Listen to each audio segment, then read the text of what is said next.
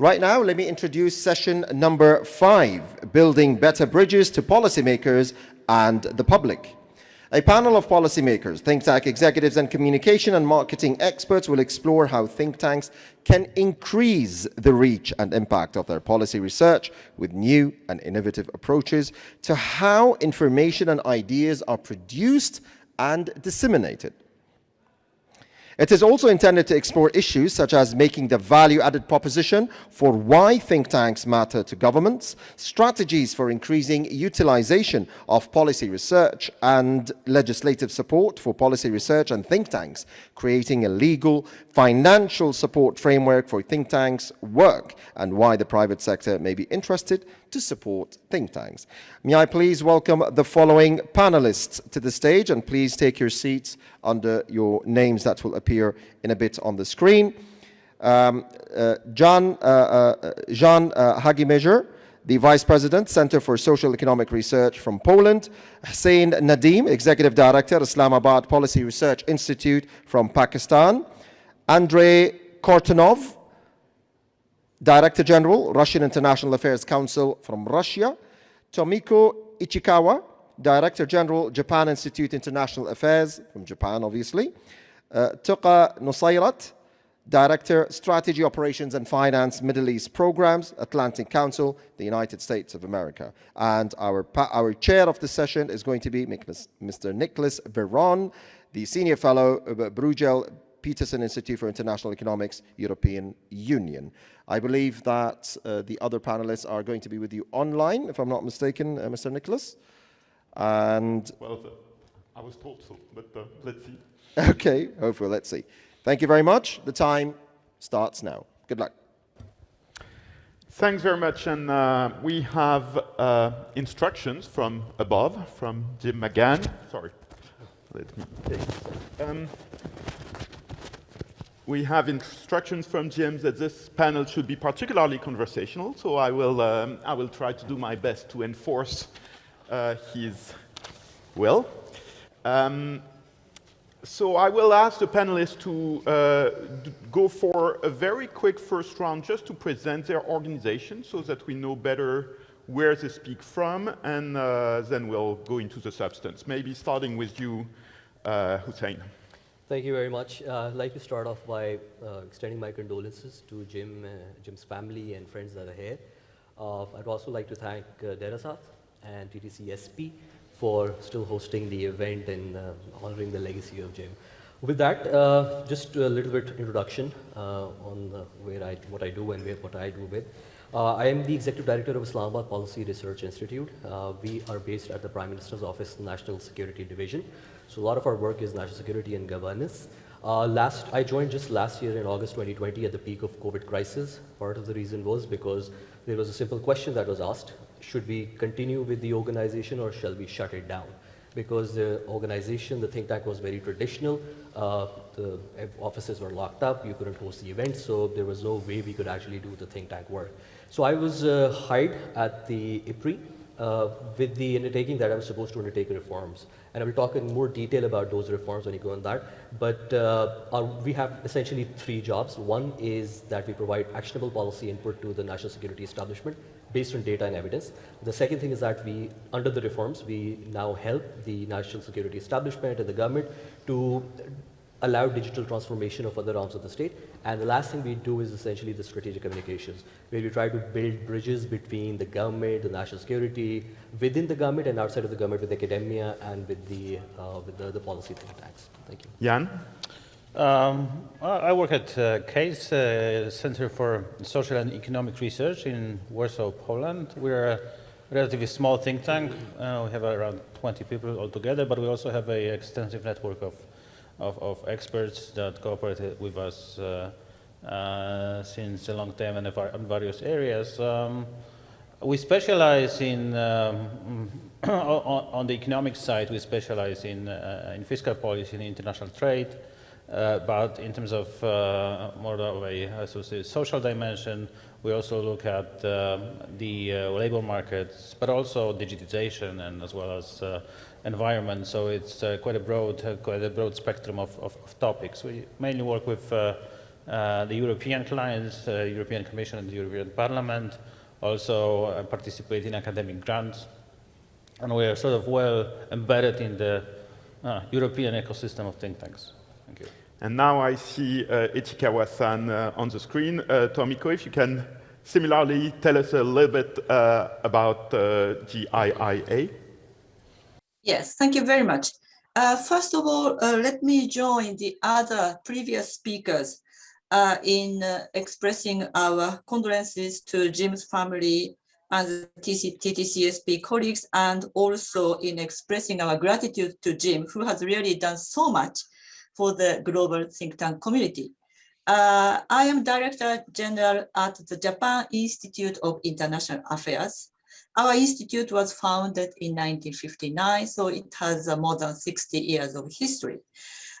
We are an independent, non-partisan policy think tank, and we are focusing mainly on foreign affairs and security issues. We produce our analysis and recommendations proposal to the government and disseminate information. We are actually increasing our dissemination of information in both Japanese and English. And as part of our effort, since 2019, we have been producing our strategic annual reports, and we are organizing Tokyo Global Dialogue. Just let me add one sentence about the rights of Japanese women, which was mentioned in the previous session, because it may have been a bit misleading. We in Japan do have the same rights as men. Unfortunately, the percentage of women occupying high-ranking positions is still small. It is increasing, but slowly. But we at JIA, we are proud that 2 of the 3 most senior positions are held by women, including myself. So I'm looking forward to the conversation. Thanks. And I encourage you to expand on this issue, because with Shinzo Abe's Womenomics initiative, Japan has been a really interesting place to watch in the last few years in that department. This is not the theme of this session, but it's so important that we can continue the conversations that were started in the previous panel.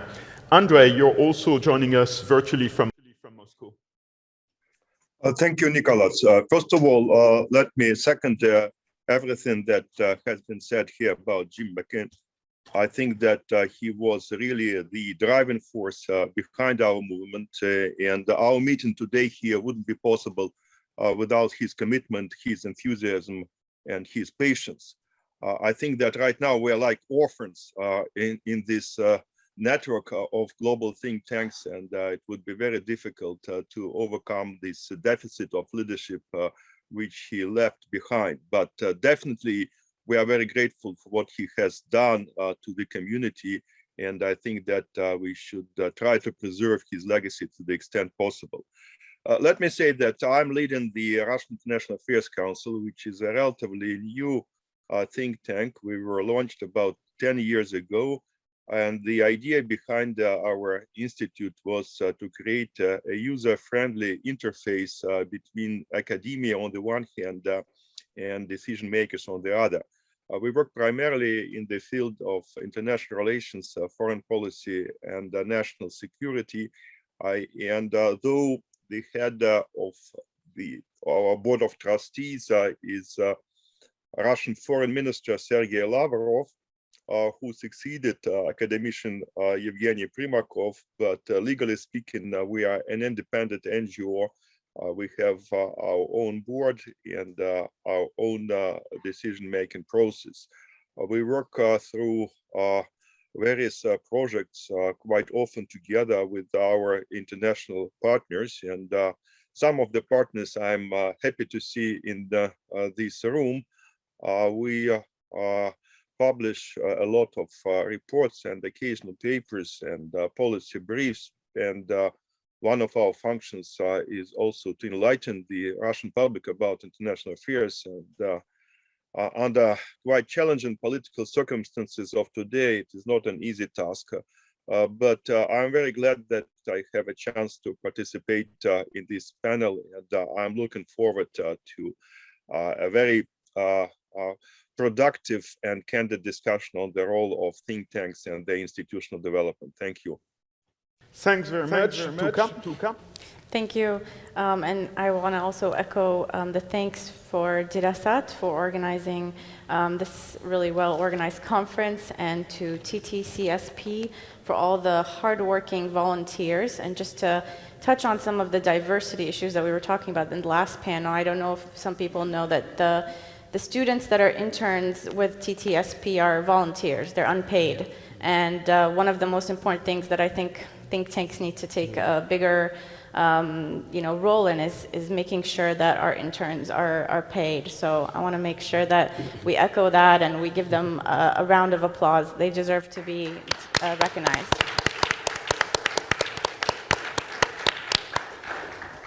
So tell you a little bit about the Atlantic Council. We're a DC-based international relations think tank that focuses on constructive engagement on issues of international relations and providing policy recommendations that help bring solutions to international challenges that we're all facing. Our goal is to secure the future by finding innovative solutions to these global challenges, and we do that through 14 programs and centers that are focused on a number of regional and functional areas. Our aim is to spark debate and generate ideas, and most importantly, make those ideas into actions that help policymakers better address some of these challenges that we have. Our work is defined and informed by our commitment to 4 primary fundamental values, and they are democracy, individual rights, free markets, and the rule of law. I manage some of the work on Middle East that we have at the Atlantic Council, and we take that Atlantic Council value of working with our allies and partners to address these issues seriously. And we do that by focusing on how we can work with our partners and allies to advance US interests in the Middle East, to also build peace and security, and probably most importantly, to unlock the human and economic potential of the region here in the Middle East. We do that through a number of our Washington-based staff, but we also have a large network of non-resident fellows that is based in the Middle East, in Europe, and around the world. And just to give you an idea of one of the initiatives that we have in the Middle East program that is new and very inspiring for me personally, having set the foundation for Empower Me, is Empower Middle East initiative that we launched last year that focuses on shaping solutions to empower entrepreneurs, women, and the private sector in the Middle East. We're working to build coalitions to drive regional economic integration, prosperity, and most importantly, jobs in the Middle East, and look forward to talking a little bit more about how we communicate our message to various audiences. So indeed, the focus of this panel is really effectiveness in reaching the audience. And I would like just to start up that conversation now that we know where everybody comes from, with just one experience each, and I will ask you to be as succinct as you have commendably been in the first round so that we can keep the communication flowing. But if each of you in the same order can give us just one example of your experience in successes in reaching target audiences, or also failures, but some things that the participants here can learn from. Maybe, again, starting with you, Hussein. Thank you, Nick. I do data for national security, so my examples are going to be from the data side.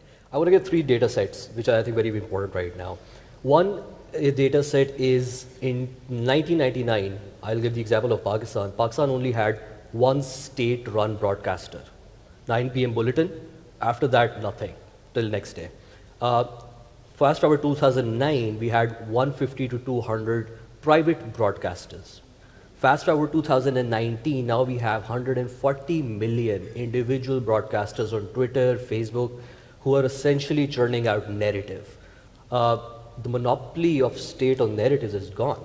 Now it's diffused down to the public, which creates, for weaker states like Pakistan that have not formally been able to create a nationhood right now, creates a lot of problems. So one data set. The second data set is the demographics. We have in Pakistan 65% of the country under the age of 30. That's 140 million kids that we're talking about, which are very digitally powered. that are active, that have young, energetic, and all of that. The third data set is something based on my own personal experience. When I was working previously in the government in 2013, on average, I was leading a team of 200 to 300 people. I would get 2 or 3 different kids, young people in the government coming up with mental health issues. Fast forward 2020 that I recently joined, 80% of my office is suffering from one or the other mental health issue. I wanted to bring this data out in the open because when I joined IPRI last year, it was precisely because of this fact that the government had realized that there was a change that was needed in terms of the messaging, in terms of the policy input, and in terms of the way the leadership was done. So what I did was that we had a theory of change based on 3 different Ds. One was datafication, the second was digitalization, and the third was disruption. Under the datafication, we realized one thing, that the example I gave about the state moving from 1 broadcaster to 100 million broadcasters, there is so much data now that the government does not have the capacity to even go through 1% of that. So the policy, whatever the government is trying to devise right now, can never be entirely based on data. So the think tank became very prominent. So instead of just using qualitative research analytical tools, what we did was that we integrated quant based on Python programming, the R programming, and that has really helped us reform the way that policy input is done. So I'll give you one example of that. My boss is the National Security Advisor. We can't send him 50 to 100 pages every single day. What we do is that for all the policies, we now create one infograph. So that infograph goes as a policy to the NSA, to the Prime Minister, and that has become a standard now within our system, thanks to COVID and the digitalization. Otherwise, it would have been possible. The second thing is the digitalization.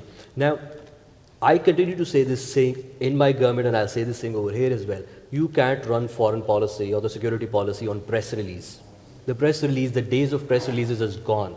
The digitalization which was needed in the last year, we've been successfully able to not just wipe off the traditional press releases, we've digitized them. What that means is that converting them into tweets, converting them in video format, and based on different universes that we have, the parallel universes of social media, I can't have one standard content policy for Twitter and Facebook. The 2 platforms have become 2 different universes. So the messaging is completely different. The last thing is disruption.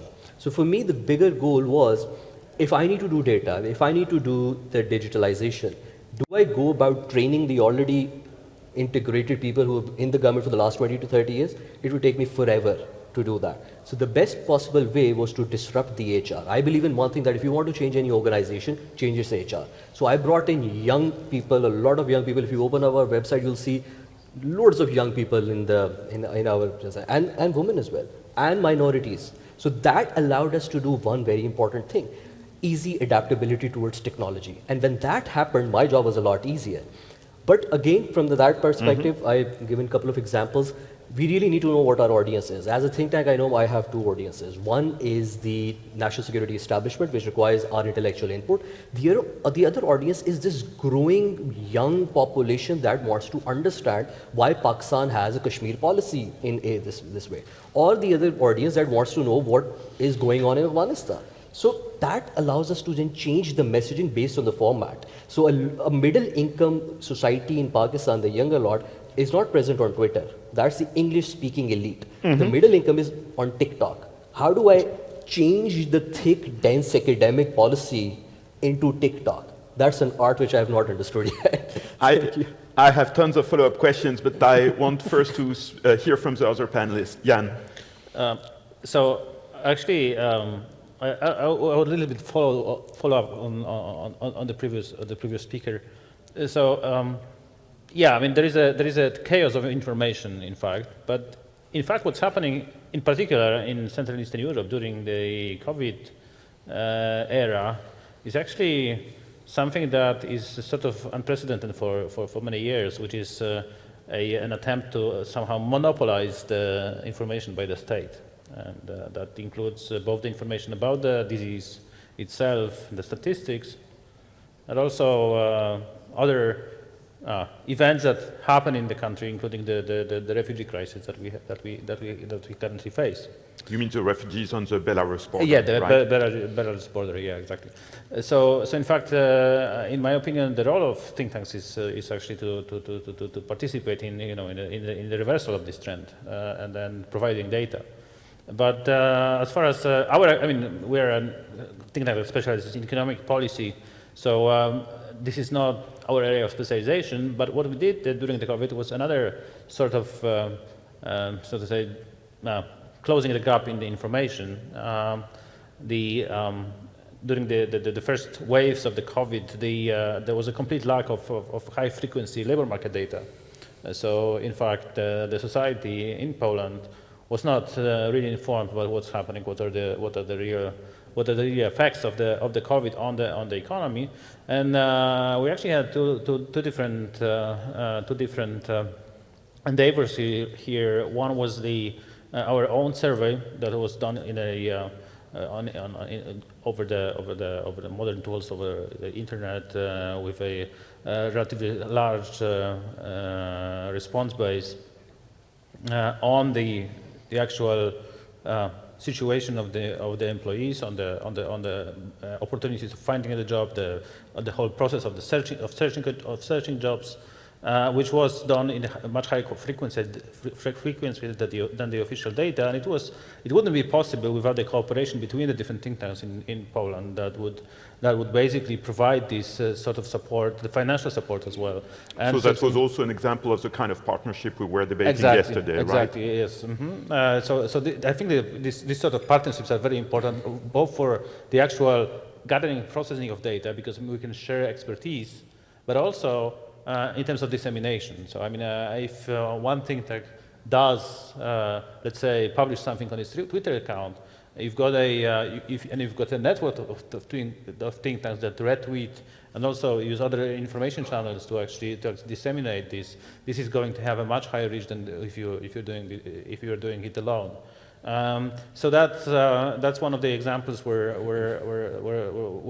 in terms of information dissemination, we think that it was quite important. But also, I mean, in terms of dissemination, I mean, TikTok we haven't reached out to yet. That's true, but maybe that's an idea actually. But also, in fact, working with traditional media, which also are sort of eager to get this sort of information that is not available from public sources. Yeah, I mean, the role of think tanks here is enormous. Thank you. I have to confess that my two employers, Bruegel and the Peterson Institutes, are also still at the Twitter stage of social media.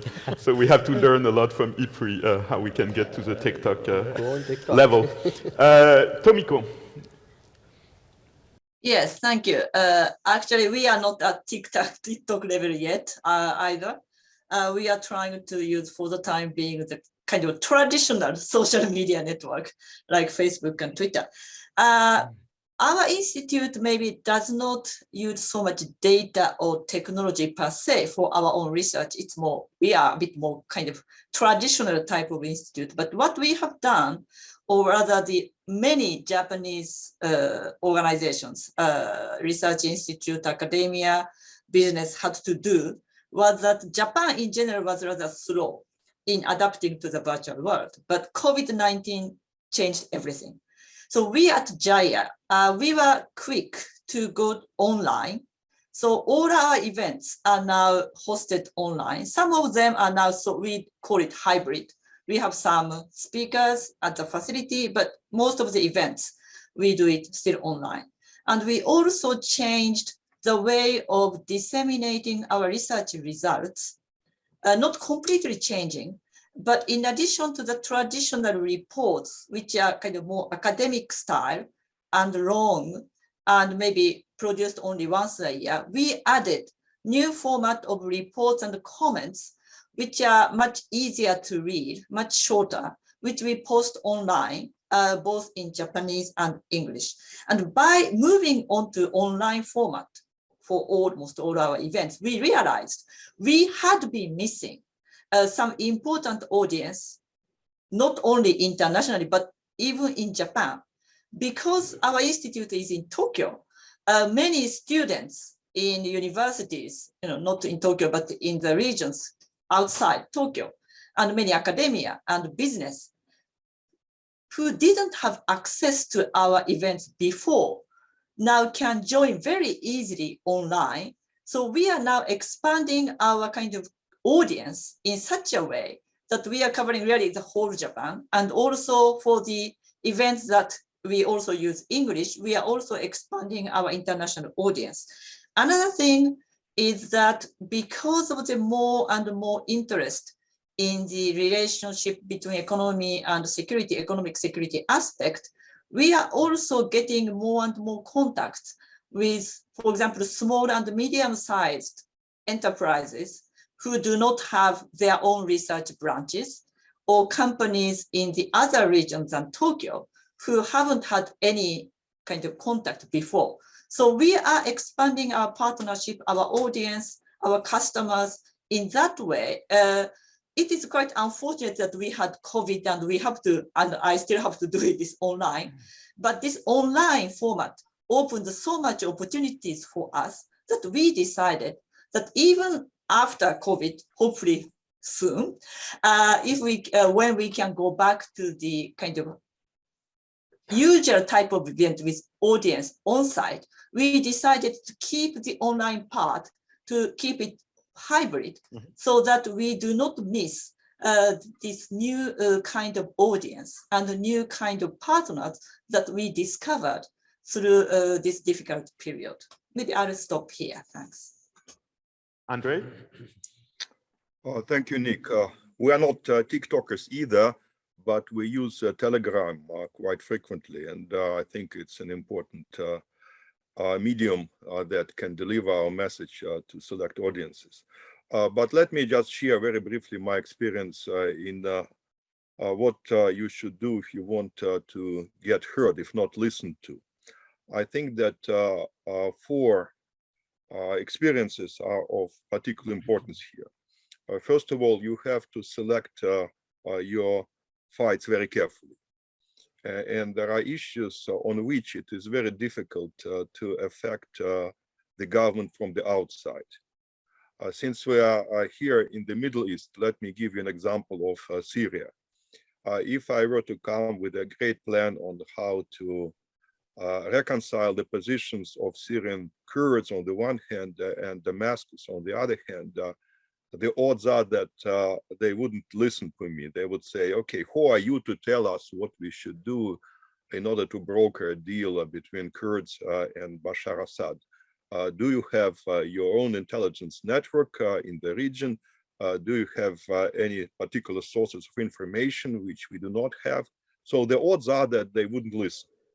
But if I were to come up with the projections, let's say midterm projections of the economic development in Syria against the background of the Caesar sanctions and the current economic trends in the country, this is something that probably would catch interest from state bodies, because they have no time and they have no energy to work on midterm future. Their time horizons are quite limited.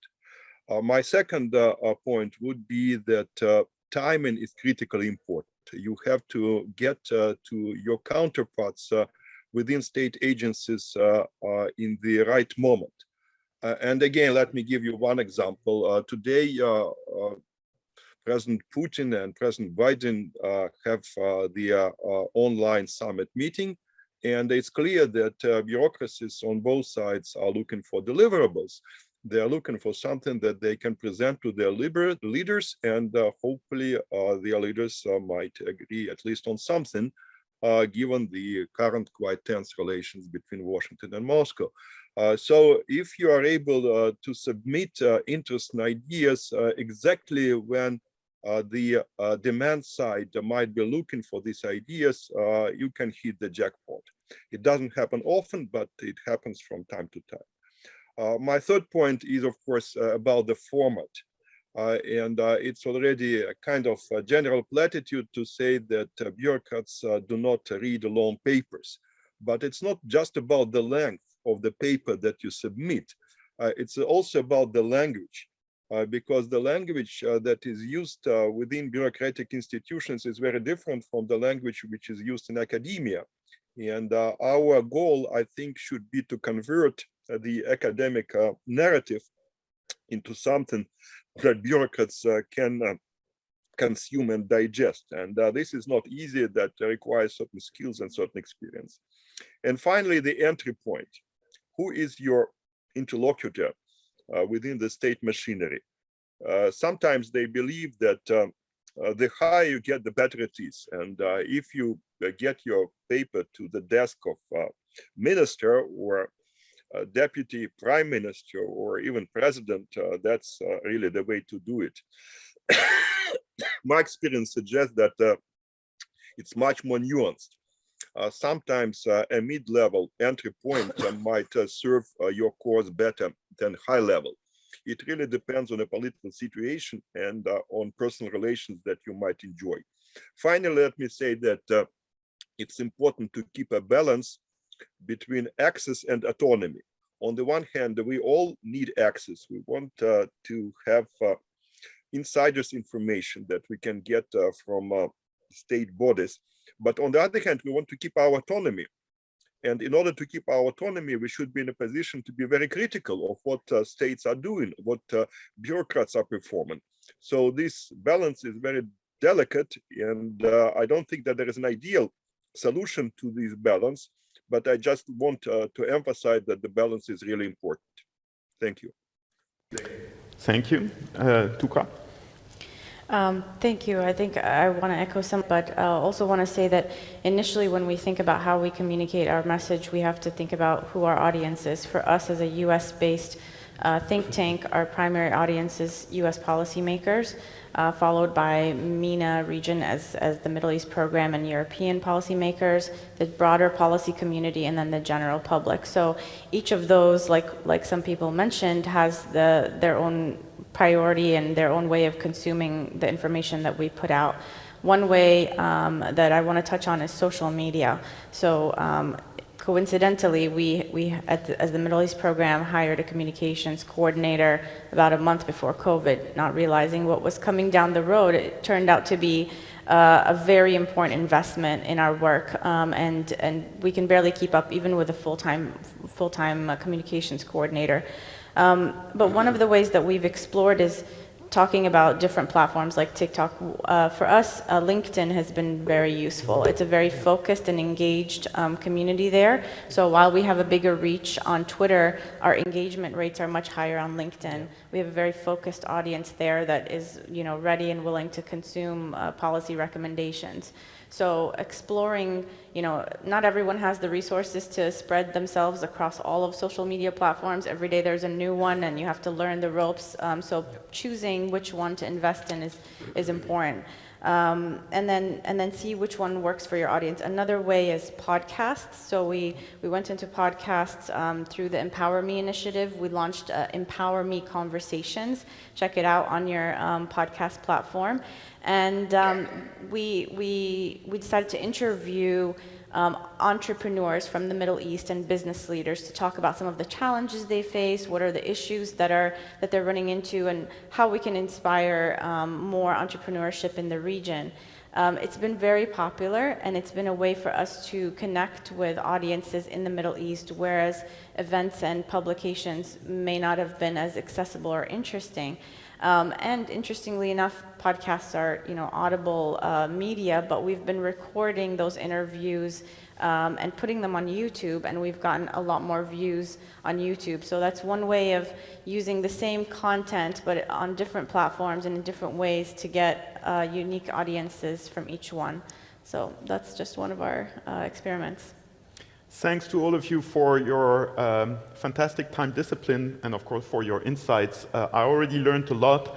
Now we're going to get out of this routine of going in the order of the panelists. So that makes my job more difficult, especially as I can make contact with the ones on the stage, but not with the two panelists online, Tomiko and Andrei. So I will ask Tomiko and Andrei to be assertive and please say loud, I want the floor, or please give me the floor whenever you think you can take the floor in the conversation, and this is the right way to interact given our format. Let me turn it over to the audience to see if there are any questions or testimonies at this point. If not, I have my inventory. Please.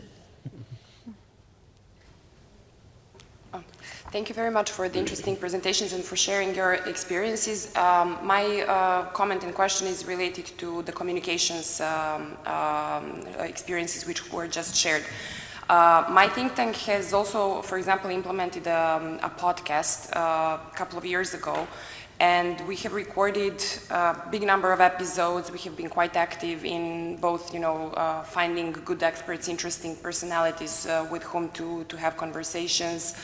We have even attracted people who are influencers to record podcasts. We have promoted them. We have even created paid promotions on social media, but somehow still the number of listeners remains quite low, both on YouTube and on SoundCloud, which is our main channel. So my question to those of you who have experiences with podcasts is, what exactly have you done, and how have you achieved a larger number of listeners? Because it seems like such a waste of amazing knowledge, content, and experience not to be able to reach wider audiences with such materials. And in the end, if you only have 500, 600 listeners per podcast episode, the question after some time is whether you even continue to do it. Does it make sense? I will relay this great question from Milena with one about the time sequence. I think all of us have experienced the phenomenon known as Zoom fatigue, and the fact that we had great audiences in April, May last year, but now we see a steady trend of decrease in some of the formats we have experimented. So both Milena's question on how to gain scale and also how to keep that scale in an era of Zoom fatigue. Who wants to get with there? Hussein. Very good question. And that's one of the toughest things that, as somebody who's dealing in the strategic communications business, I come across. There is so much chaos of information. There is so much good stuff that is out there. For a think tank like, I'll give you a personal example, for a think tank like Islamabad Policy Research Institute, why would anybody listen to us? There are a couple of things that we did, and we did a study on that what goes viral and what doesn't go viral. And the results are very, very obvious in that. First thing, timeliness. If there is a global financial crisis going on and you're talking about Afghanistan, that's not going to click. So the timeliness, I heard somebody say over here that it's a think tank, it's not a media house. I beg to differ on that.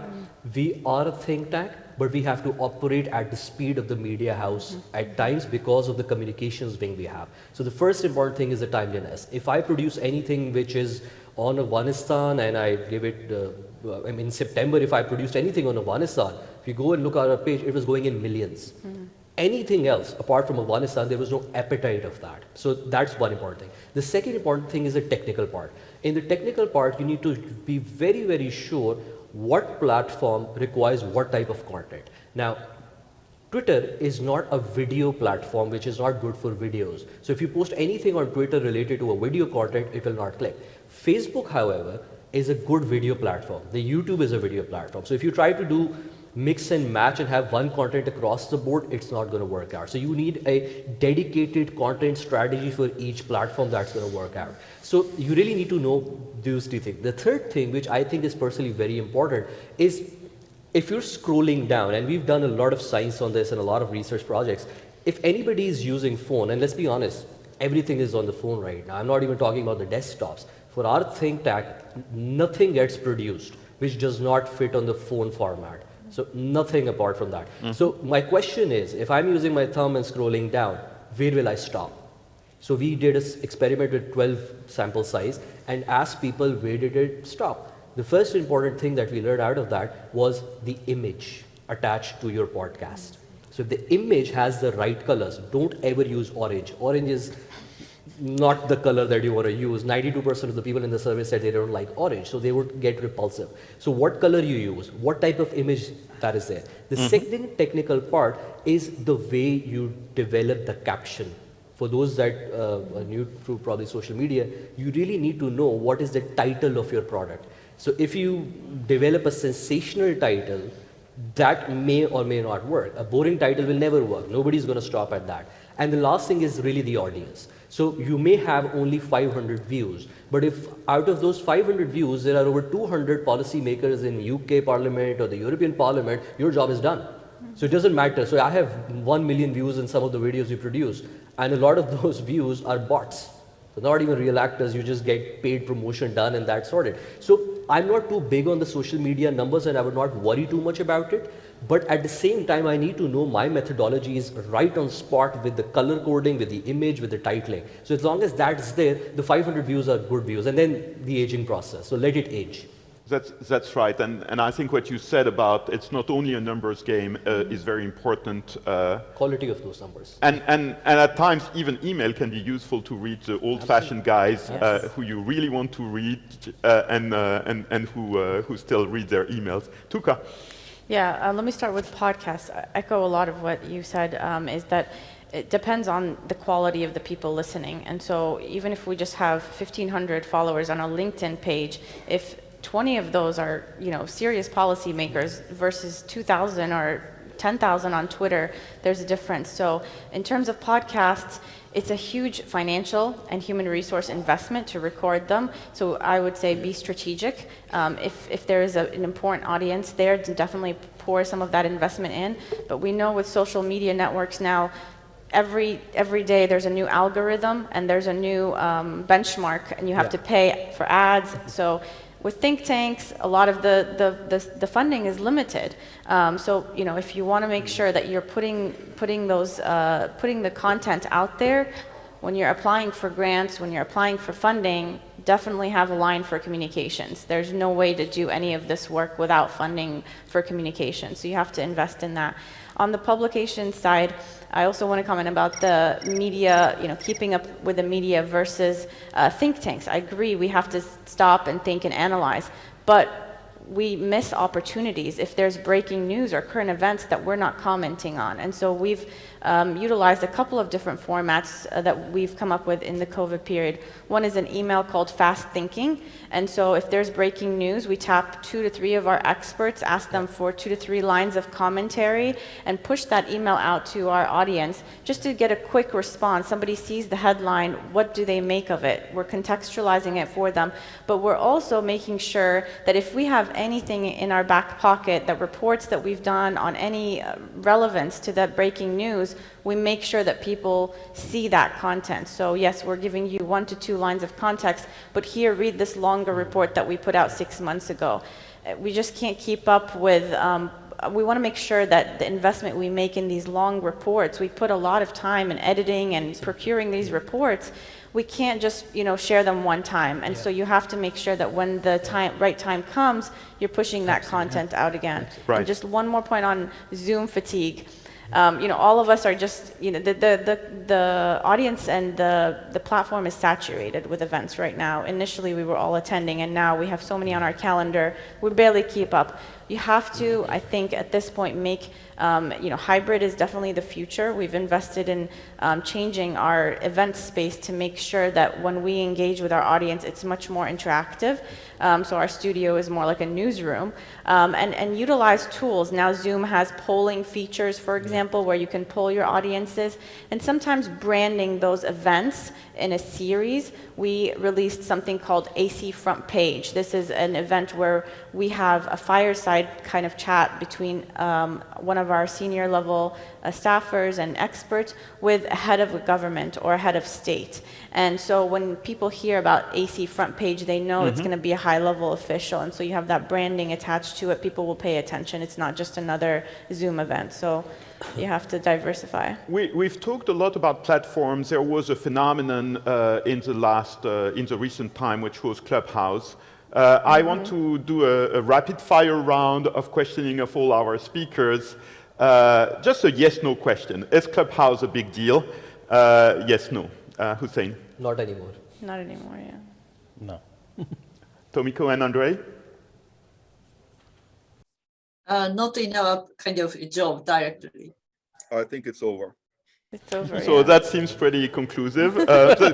For disclosures, that's been my experience too, but I was curious about others. And so we have another question over there. Yes, thank you. Lovely panel. I guess we are talking about indicators again, quantitative and qualitative, and we did it again. We've been very preoccupied at CPEC on how to measure impact of our communication strategy, but not measuring it in terms of outputs in a theory of change kind of causal linkage, but in how that communications plan and activities are influencing the decision makers and are really changing the things that we want to change at the political level. So I would like to hear if you have thought about this, on how to measure the impact at the influence level, and if you did so, how you did it. I think that would be great. Thank you. And I will add something, because we're talking about how COVID has affected us as think tanks. But COVID also has affected policymakers big way, and so to the question, there's also the question of how that is framed in an era of COVID, and how you have adapted the way you reach out, not to the mass audience, which is what we've had mostly commented on so far, but to the policymaker audience, which is much more targeted in the era of COVID. Who wants to take that up? Maybe among our online panelists? Yeah, can I? Yeah. Well, Andre first, then No, go ahead. Go. I'm Okay, after you. thank you. Thank you very much. So, Miko. Well, yes, regarding the policymakers and also output-outcome question, okay, I'll just try to address both. First, output-outcome. It has been always a difficult issue to kind of assess. We can say so many numbers of audience, but outcome is much more difficult to measure, even without COVID or with COVID, it's the same thing. And outcome is also longer term measures. We cannot say today we did this and tomorrow we produce such results. But on the other hand, what I'd like to go back is our online events. We use online both for our kind of public events, like webinars, symposium, where we gather audiences in a totally open format. But we also use kind of online format for the closed round table Chatham House rules discussions. And particularly in this format, we are having so many, well, let's say middle level government officials. As we have been discussing, it's not ministers or kind of vice ministers, but those people who are really working on these themes in their daily kind of work, they are kind of they can much more easily join in our kind of closed roundtable events and listen to the discussions among our experts than before, because they don't have to come to our facility. They can just tune in. Well, Zoom fatigue, yes, in a way. But on the other hand, this online format helps a lot in connecting us with all these kind of middle-level policymakers or specialists in the government much more easily than before. And through this, we have kind of more direct, frank line of communications, not only through these events, but in our daily work. It's much easier for us to communicate with these people once they join our events. So through this kind of indirect approach, we can maybe, hopefully, contribute more to the outcome. And just go back to the social media. Yes, social media, it's important to have numbers, but it's also important to have good people who can retweet, recommend our social media or our homepage content to other audience. For example, one very influential university professor can retweet our content and get so many audiences quite quickly. So having a good network among high-ranking, well-known academia also helps us to connect to the right audience. Yes. Let me ask a question. Do you actually reach out to this academic and say, you know, please retweet our stuff, or do you just let... Actually, fortunately, we have kind of quite a number of high-ranking academia who are always almost automatically linked to our activities. So once they come to our event and do their kind of presentation, or if they are programs to appear on our event, they kindly tweet themselves. And they retweet also these events afterwards once these contents appear on YouTube. So having this kind of right speakers, panelists in our event always helps us to disseminate these things through influential people, maybe more than just numbers. Thank you. It's all about the incentives. Andre? Nick, of course, it is very tempting to attribute any positive changes introduced by state authorities to the impact of think tanks. But the reality is that the state machinery usually operates as a black box. You can throw something there and you do not know for sure whether what you throw might have any impact on their decisions. So we can operate with some indirect circumstantial pieces of evidence that would suggest that our contributions, our inputs were used and made a difference. One of these manifestations is the what I would call the feedback. If we receive feedback from our counterparts within the state authorities, that would suggest that at least someone has read our papers and reacted to that. But feedbacks can be very different. You can have just a formal feedback. They can tell you that we really appreciate you sending us your paper. We will use your paper in our day-to-day work, so go ahead and produce more papers. In my view, that's not good enough. I think that it is more important to have a substantive feedback. For example, in my ideal case, if I present a policy brief which contains 10 specific proposals, and in exchange I get a letter from the Foreign Ministry or from the Security Council or from another governmental agency, the letter which suggests that the first two proposals is something that we already know, do not bother, basically do not mess with what we are doing in these fields. The second two proposals might be of interest, but please get back to us in 5 years, and probably at that point we will be ready to consider your ideas. Another two proposals are great, but it's not our job. Go to an adjacent agency or ministry, maybe they will get interested. But the last two proposals are of particular interest, and we would suggest that you dig deeper into the issues that you covered in these proposals. And moreover, in my ideal world, authorities should dispatch some of the bureaucrats to work together with us in order to explore more details in these remaining two proposals. If I get such a reaction, I would say that we hit the target, and we had an impact, and they got involved. Again, it doesn't happen too often, but from time to time it does happen, and I think that we should keep these targets in mind. Thank you. I would say that's pretty good as you described it, and it doesn't happen very often to most think tanks. Jan, you're in a specific situation because, as you explained, you don't really see eye to eye to the government, and it's not necessarily your aim to influence at least the highest levels of government, even so I'm sure you have a lot of dialogue with the more operational level. Can you give us a sense of how that affects your work as a think tank? So actually, it's not really true that we don't work with the government. We actually do have we have had, and we also currently have projects with the current government, and we mainly work with mid-level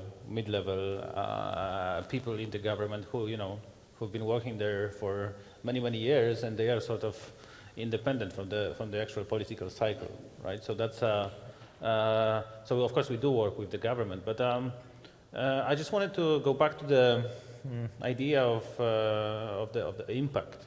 So it's I think that to some extent we in think tanks, I mean, first of all, we sort of operate in very niche areas, most of us.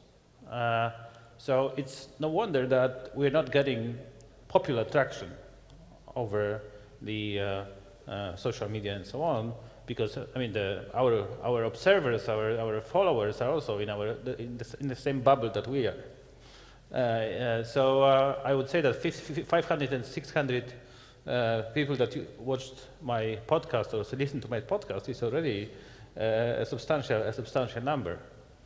But I would like to say that also reiterating on the previous examples, that visualization in the what Hussein told us. in terms of visibility is very important. So I'd like to give you an example, which is also sort of related to the situation with the Polish government, which is slightly, Eventful. eventful. Yes, yeah, very good. No, so there has been now something that I have never expected, that we will be revisiting the actual topic of the benefits or costs of European integration. This is something that has been long in a close subject to some extent, because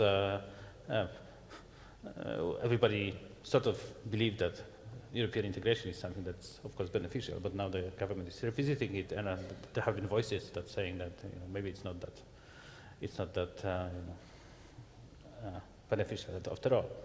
So we actually, at the same time, it was coincidental, in fact, that we had a paper at CASE and showing the long-term effects of European integration, and there was one graph, right, showing the two scenarios. And without too much of our effort, this graph actually gained suddenly a lot of traction. And it was retweeted and posted through national media all over, right? And it actually sort of triggered the debate at the government level. So, it wasn't planned, right? So with the social media, unfortunately, there is a lot of randomness in terms of how your message can propagate, because there is a lot of path dependency, right? Whoever retweets it, right? So what's the best way to address that? Is it just to, when you know you have a chart, which is the killer chart, you want to propagate that message, you get it out again and again and again until it becomes viral? Or is it more a game of, doing a lot of charts and waiting for one to go viral with embracing the randomness of it in a way? How do you view that trade-off? I think that, the problem is with research in general, it's not overly sexy.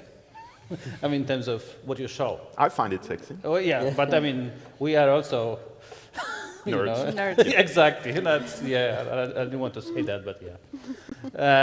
But then, how do you actually try to show that it's sexy? And you're competing with memes, right? And with fake news, which are easy to make, in a way, right? And you have to spend months on sometimes to produce some compelling message, right? Which is also not a lie at the same time, right?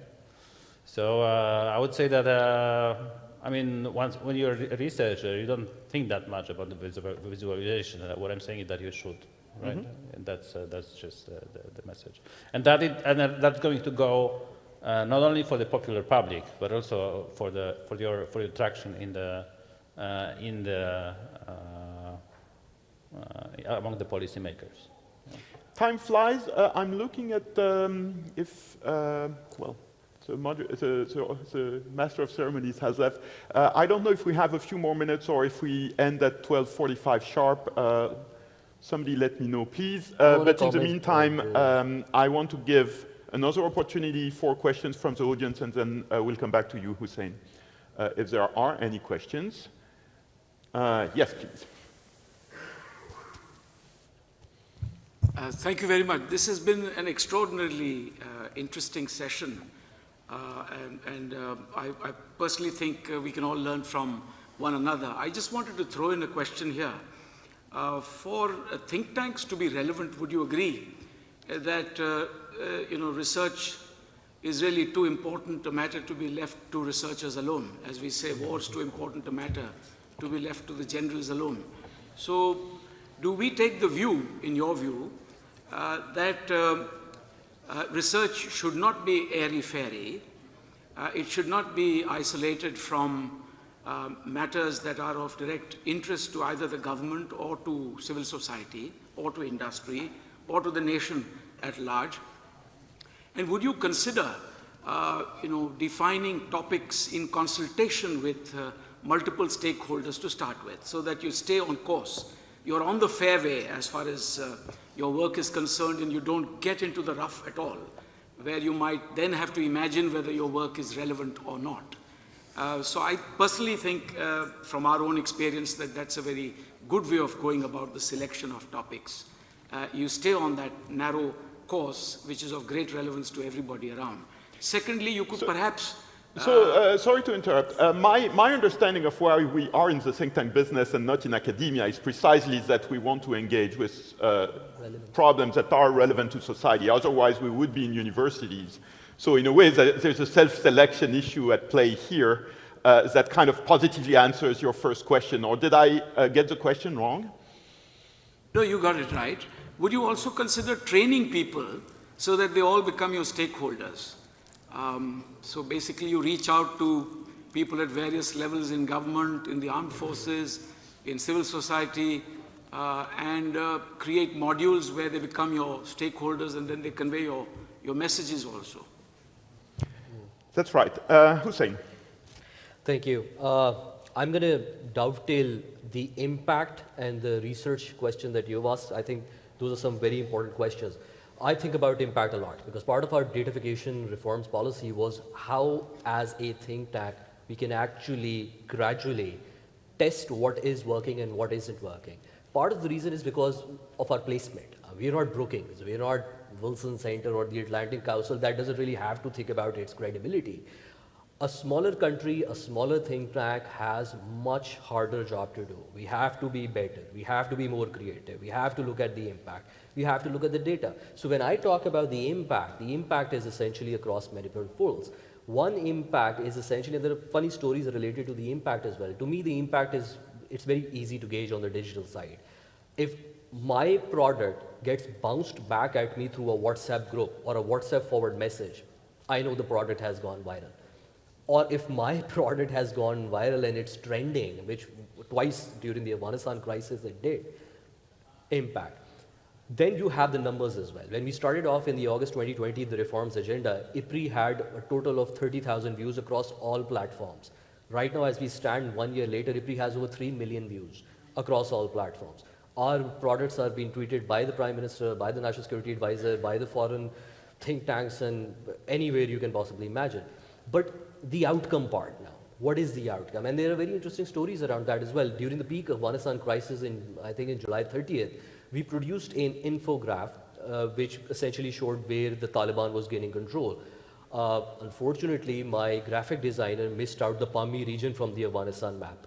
Now that was the only mistake we made. The net result was that infograph went viral in Pakistan, then in India, then in Afghanistan, had over 34 million views, and got discussed in the National Security Council meeting in Afghanistan as Pakistan trying to take over. This is almost like mutations of a virus, right? It goes more viral because of a mutation. So we had to give clarification that it was actually a genuine error.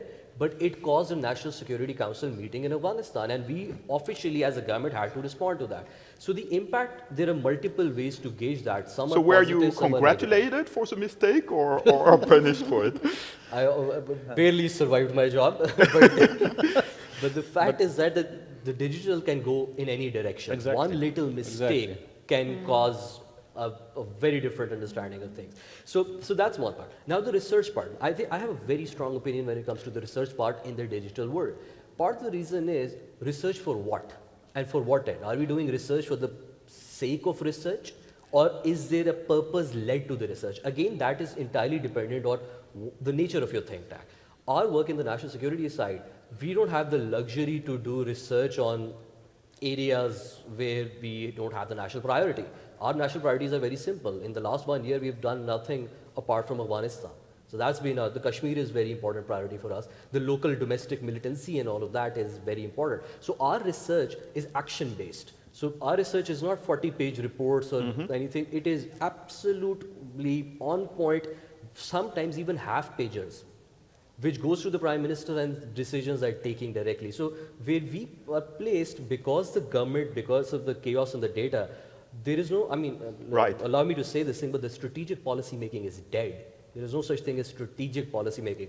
We started off from developing 5-year plans to 1-year plan, now essentially running the governments on the day-to-day basis. And that's not just the problem with Pakistan. I've worked with the US government and the Australian government. There is, again, the same problem that we want day-to-day basis. Right. And that's very difficult when it comes to answering your question about the relevance and the research. But the relevance part, I think, as you mentioned, if you're a think tank, we have to be relevant. There is no other way around it. We're getting close to the end of the panel, sadly, so this is the very last opportunity for you all in the audience to take the floor. If I don't see a hand raised, and I don't, I will ask the other panelists to give some concluding thoughts on our theme of reaching out to the audience, and maybe in reverse order, so starting with you, Tuka. Okay, we're in a tricky position standing between people and their lunch, so we got to make it quick. We have a few more minutes, so we're good. I would say, one of the things that we've invested in is short form blog analysis, and when you're talking to, when we're talking about issues related to the Middle East, one thing that I think is important in terms of promoting voices and diverse voices is to tap the talents of the region. And so one thing that's been important to us is to ensure that we're giving a platform to entrepreneurs, young people, analysts, researchers that are from the Middle East to reach US and European audiences, policy audiences through our blog platform. I think it's important that we don't just talk about these regions and these issues in a vacuum, and that we're involving the stakeholders in those conversations. Andre? Let me refer to one point that you made. I think it was very important about the differences between think tanks and academic institutions. Indeed, I think that we have a couple of institutional disadvantages if we are to compare think tanks and large academic institutions. We do not have the same level of in-house research capacity. We do not have the same funding. We do not have the same level of stability. But one of the advantages on top of what you mentioned, how we select our topics, I think is also how we select our contributors and our partners. And it's not just that we focus on the most burning issues, but it's also that we can put together ad hoc task forces with external experts representing different perspectives, different professional and career backgrounds. If I were to put together a task force, I would not limit myself to only academic scholars or professors from universities. I would also try to get some representatives from the private sector, from civil society, maybe former diplomats, maybe former military. And I think that really creates these cocktails that make our research valuable and sometimes even indispensable. Thank you. Tomiko? Yes, thank you. While I understand the difficulties that we all face in this rapidly moving world, we still do not wish to abandon our role as think tanks to try to come up with some strategic vision, strategic analysis. It's what we are trying to achieve by our strategic annual report. It's a report of about 50 pages with about 5 pages summary. Many people may think it's already too long, but it's much shorter and concise and contains analysis and recommendations. It's much shorter compared to, I say, government-wide papers, which have to cover everything from A to Z and go to 500 pages, 200 pages. So that 50 pages report with 5 pages summary, including analysis and recommendations. I think it's something that we are really making some difference in our national policy security debate. And we hope to be able to have some kind of impact on our government audiences as well as experts in the foreign policy security arena. Thank you. Jan? Actually, I'm quite new to the think tank world. I've been here only for less than 3 years.